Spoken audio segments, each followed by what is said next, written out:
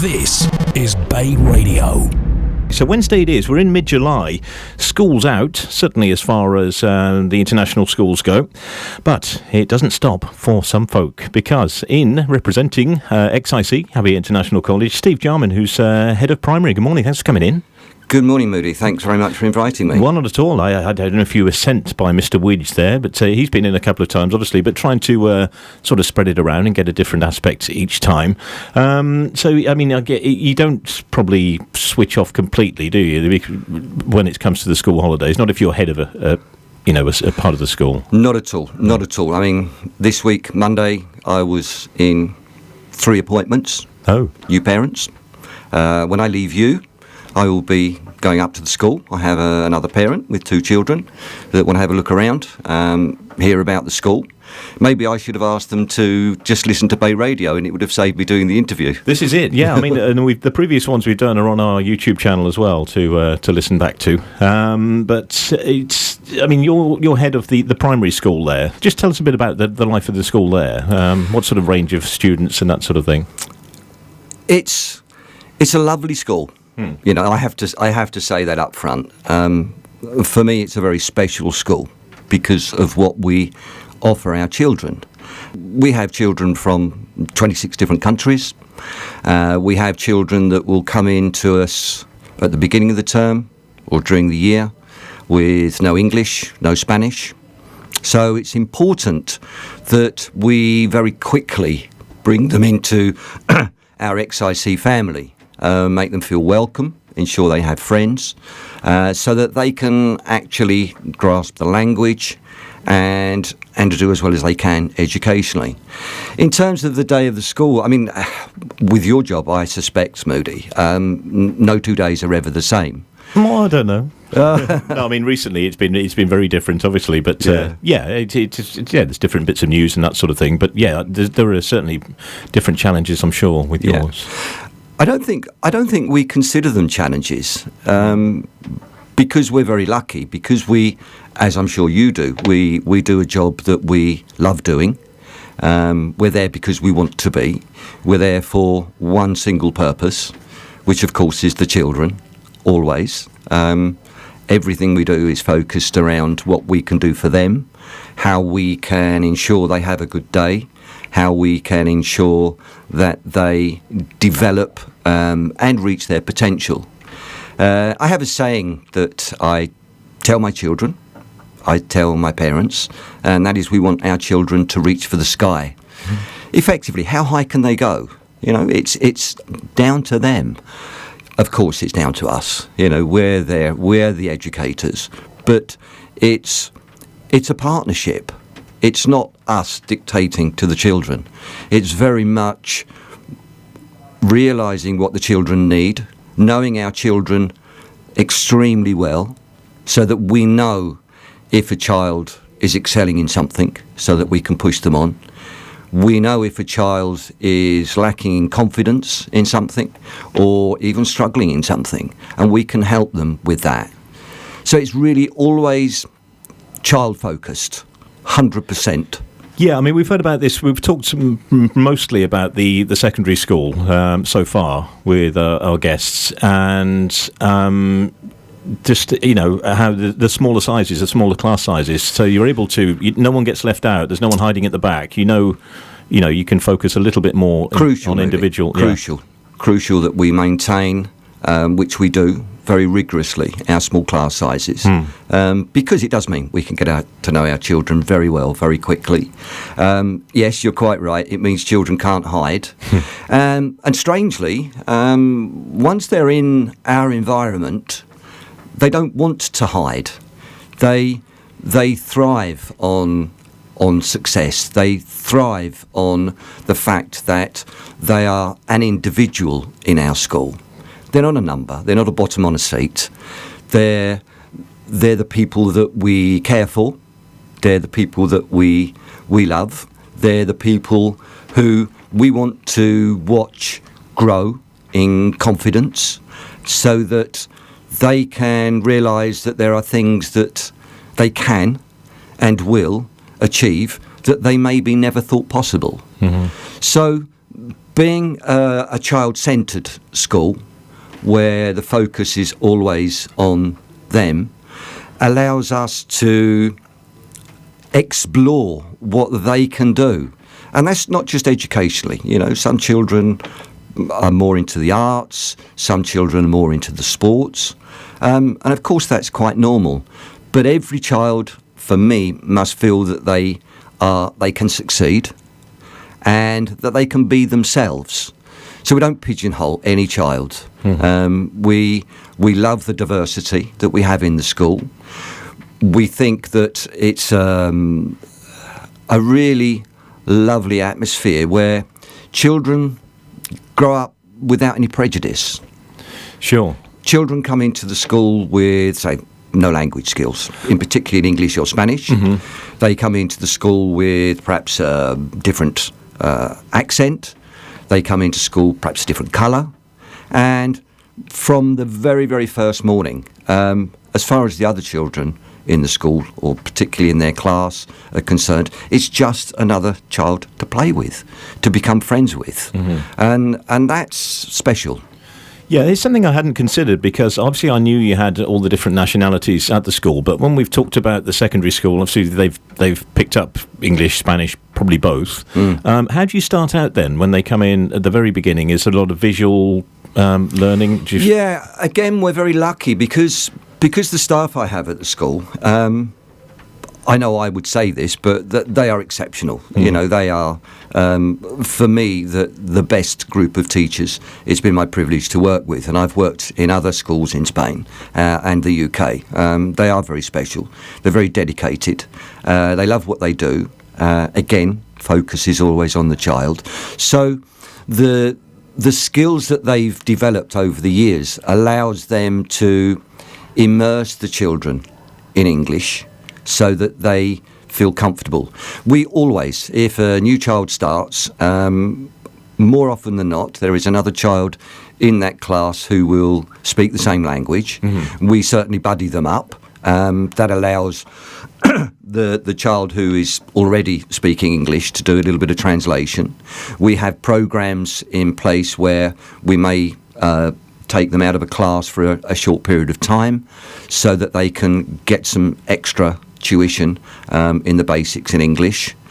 But particularly the younger children, you would be amazed how quickly they pick up the language. No, I know. I mean, I tell people back in the UK, I said, you got 5-6-year-olds wandering around here. They can speak 3 languages already, maybe sometimes more. Say they're Dutch, and they speak English, Spanish, and Valenciano as well, perhaps from the region here. And it's quite a thing. But yes, if you're going to learn a language, the younger the better. Definitely. I found that out. Me too. In later life, it's a lot more difficult. Same as learning any musical instrument. No, I did wonder about that though, because I always sort of think of it along the lines of, the manager of a football team, so many different nationalities, but they do it in English, and somehow they get the message across from the start while people are still learning the language. Yeah. I think if you don't actually make a thing of it for the child, so if the child feels happy and comfortable in the classroom,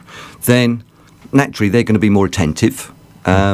Certainly for the younger children, they will pick up the language in the same way they picked up their mother tongue, by listening, by experimenting.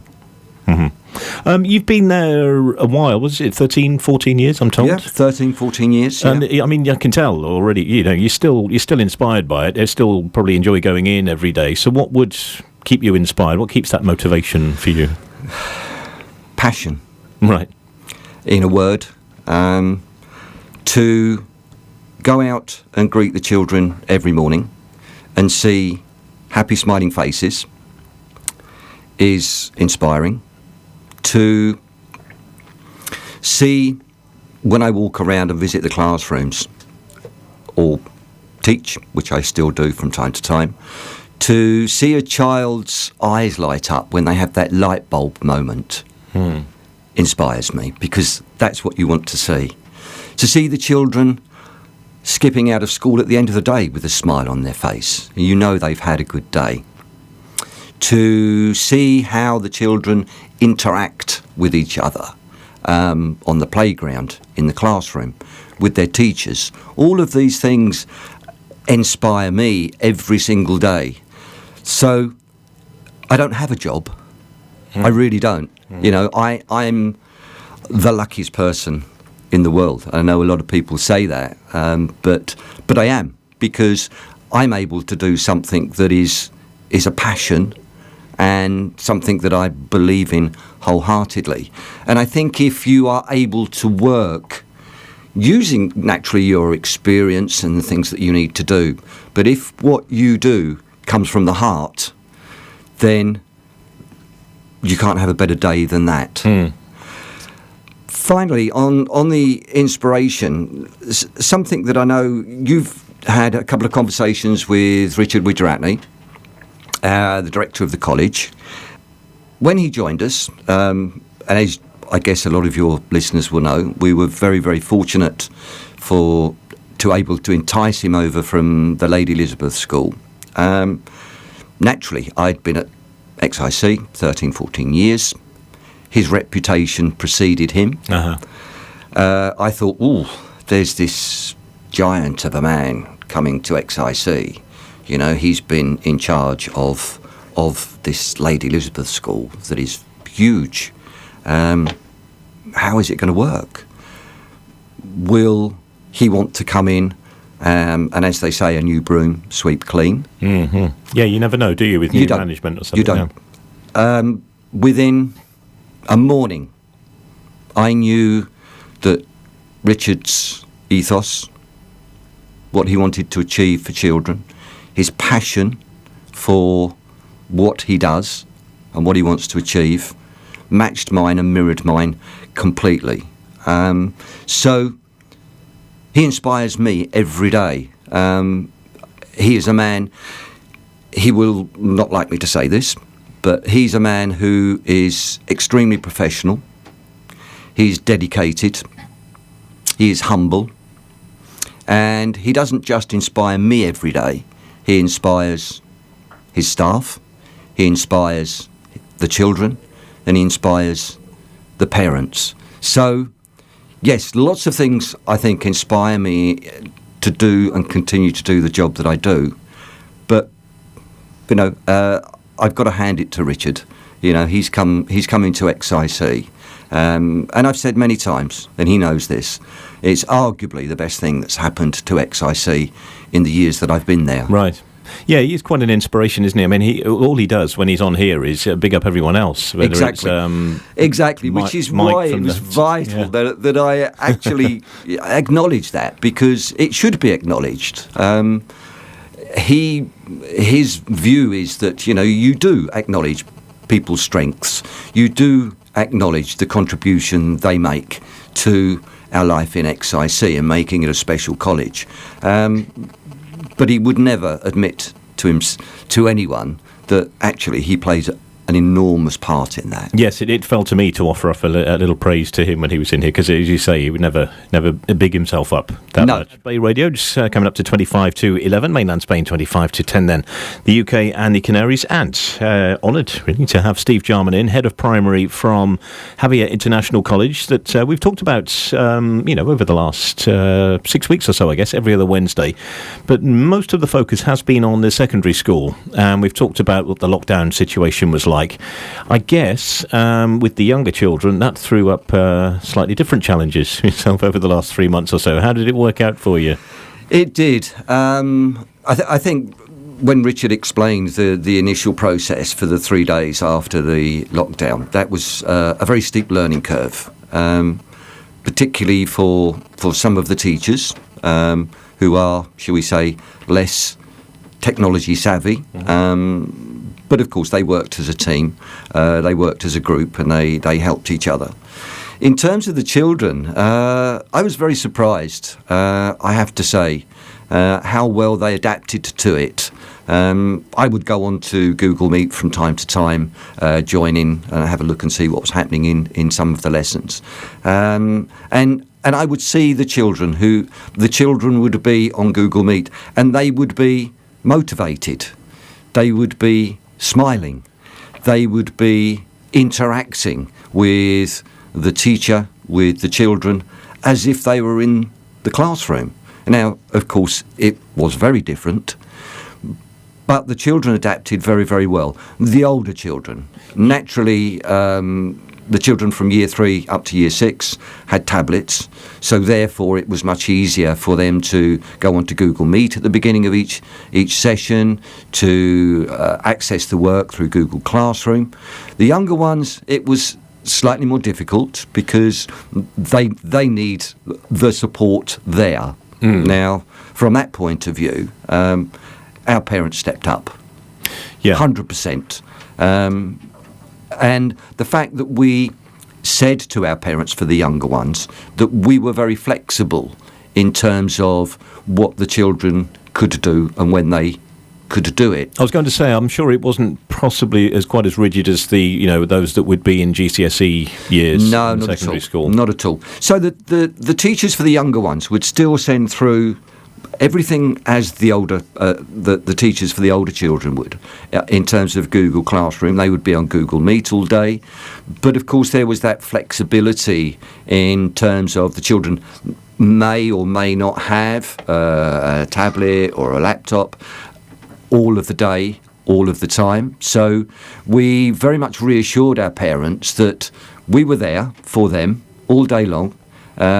When they needed us, they could contact us, the children could contact us. But you would be amazed, Moody. We had children of 6 years old who were fortunate enough, they had a laptop, and they would be on Google Meet every lesson, meeting the teacher. They would do all of the work, they would upload it, they would send it back. It was phenomenal. Yeah.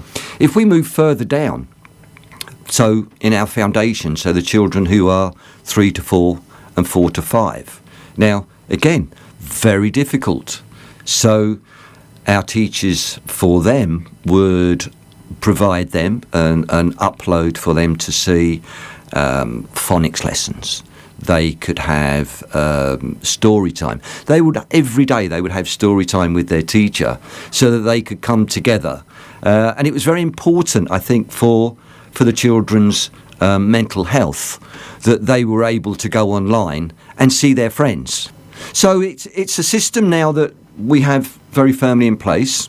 So if the worst should happen and we have another spike or we enter another lockdown, we're fully prepared again to carry on with the children's education on a full-time, all-day, 5 days a week basis.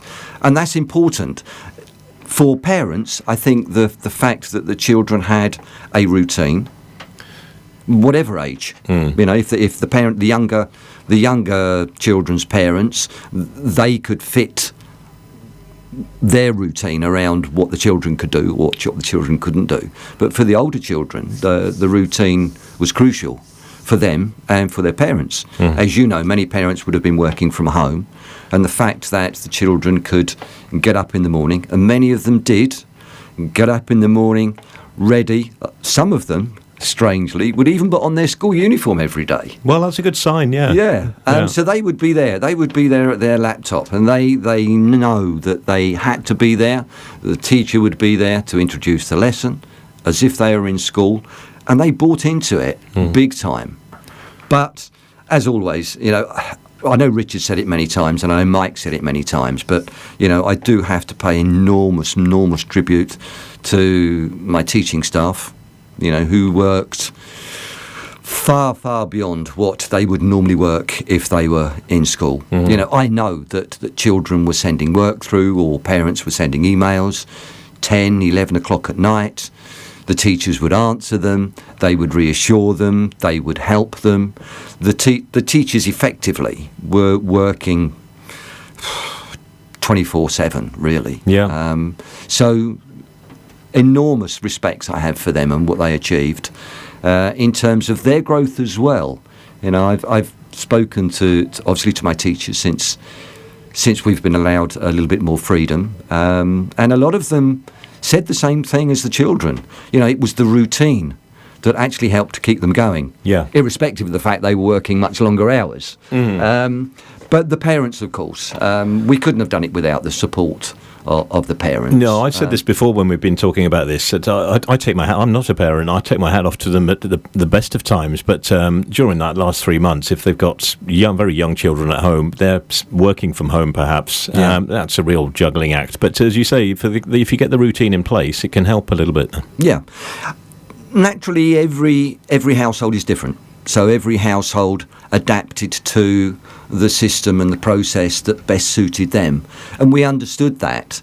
And whilst we were quite diligent, particularly for the children from year 3 to 6 with tablets, and in monitoring when they would go on to Meet, when they would access or upload work from Google Classroom. We would contact parents if there was to find out if there was a problem, if we hadn't seen them for a while, as we would as if we were in school. But always reassuring the parents that we're not checking up on them. We're not there to force the children to do something that is either difficult for them or is difficult for the parents to help them with. So it's very much, as it is in school, it's very much a partnership between the school and the parents to do the very best that we can for the children. Mm-hmm. And of course, going forward, you've ruined it for kids everywhere now, because the grandparents will be able to tell their grandchildren, in my day when it snowed or we had flooded or something broke at the school, we got the day off, but not now. No. You can work from home. Exactly. Sorry about that. Yeah.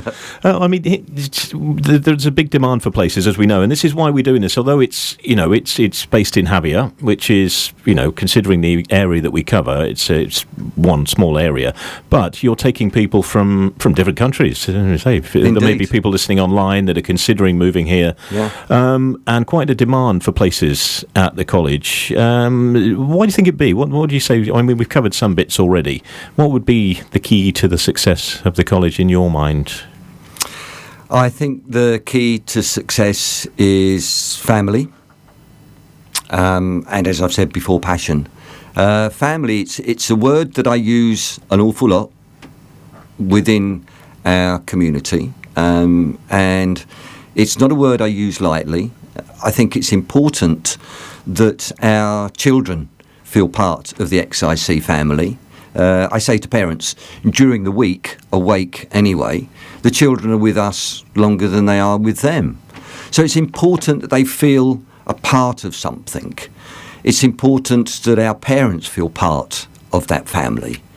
It's important that parents and children feel the passion that we have for everything that we're trying to achieve for their children. Yes, we're a college. Yes, we're a school, so we're there to educate. But equally important to me and to my staff is that we are there to nurture these children as well. We want them to grow up with life skills. We want them to be able to cope when their best friend said, well, I don't want to play with you, you're not my best friend anymore. Mm-hmm. For a young child, that's very traumatic. Parents nurture their children at home. We need to do the same at school. Yeah. And it's that balance between the two that ensures that we create an atmosphere in the school that it's a very happy one. Parents come to visit the school and prospective staff. One of the things they will very often say to me is that they can feel the atmosphere as soon as they walk through the door. It's quite tangible. We feel like a family. We feel like we care, that we love our children, we love what we do for them, and that the children are always put forward first. Mm-hmm. They come into the school. You talk about what makes us special.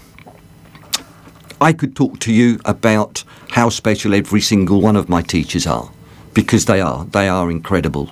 They're my XIC family, 100%. I would do anything for them. I will single out just 2 members of staff because they're very important. They're all important, but they are exceptionally important. You walk through the door, the first point of contact is the school secretary. Mm-hmm. Always. Yeah. In any school or any business, it's the school secretary.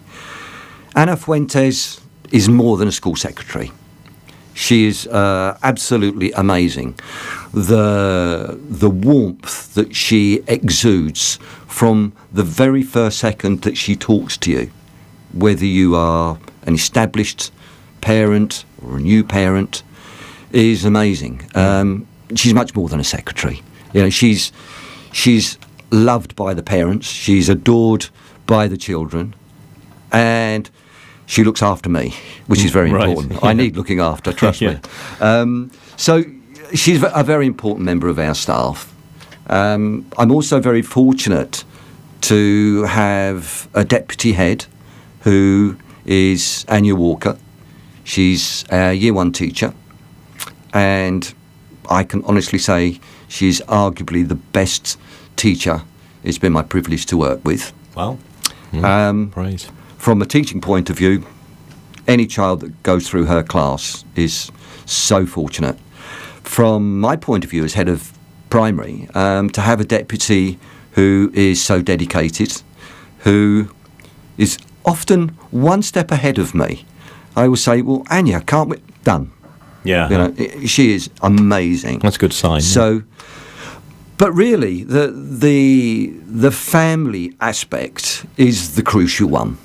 And that permeates through from the current board, who are completely on board with our ethos, with where we want to go, through to our administration staff, the teaching staff, our caretakers, our cleaners. Everybody that's connected with XIC contribute to making our school special. Mm-hmm. I use a phrase, and my parents know my sense of humour. It comes from an advert in the UK. Mm-hmm. I say XIC, probably the best primary school in the world. Right. Now, obviously, I don't know if we are the best primary school in the world, but in my heart, I believe it. Yeah, and I think that if I believe it, I know that my staff believe it. And if my staff believe it, then they will always go above and beyond for the children in their class. And if they do that, we have happy children. If we have happy children, we have children who will learn. We have children who will contribute to the family and the community of XIC. Sure. So you're head of primary. We had Mike Milson, head of secondary. Yeah. I know you're going to answer and say we're one big XIC family, but I'd like to think there's a bit of friendly banter between the two. Yes, of course. Well, certainly from the football point of view. Right. Okay. Unfortunately. Yeah. Yes, of course. I think one of the things that I've noticed, particularly since Richard came over, he made some changes. He brought some key personnel with him. As you know from your interview with Mike, he brought Mike. Mm-hmm.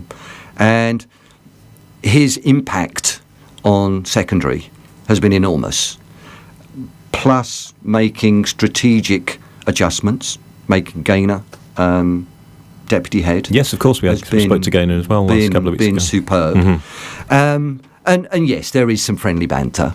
But what I will say is that since Richard's been here, we've become much closer in terms of how we communicate, how we share, how we enjoy the whole XIC family. So it's not a case now of there is primary, we have a specific job. We then say goodbye to the children, adios, thank you, good luck. You go to secondary. No, we follow our children from primary through to secondary. Right. Secondary keep us informed. They tell us. They ask us, we have this child, what can you tell us about them? We always, we work very much together. And it allows the atmosphere that I find so special in primary. It does, yes, you're quite right. I will say it does permeate throughout the school, as does the sense of nurturing that we have.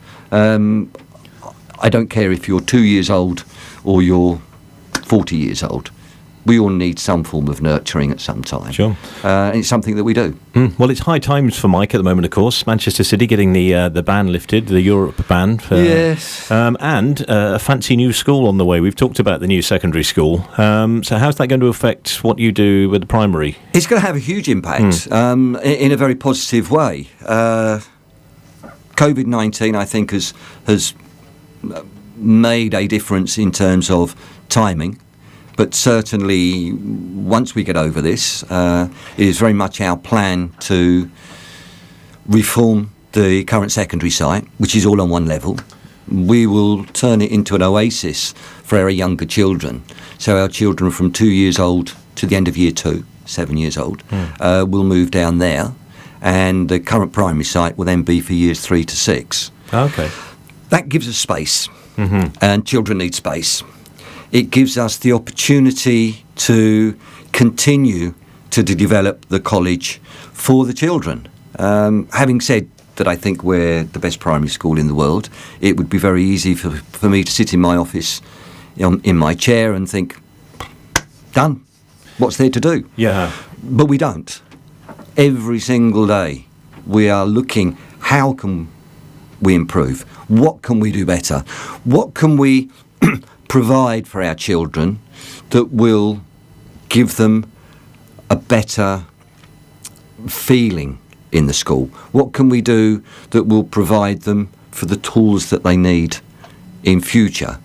What can we do so that one day when they look back and they think, yeah, I went to XIC. I was proud to go to XIC. It was a very, very happy point in my life. So, no, we can't stand still. We can't stand still in terms of how we deliver the education, because that's changing all the time, particularly with technology. We have to update, we have to adapt. We have to constantly adapt to what the children need almost on a daily basis.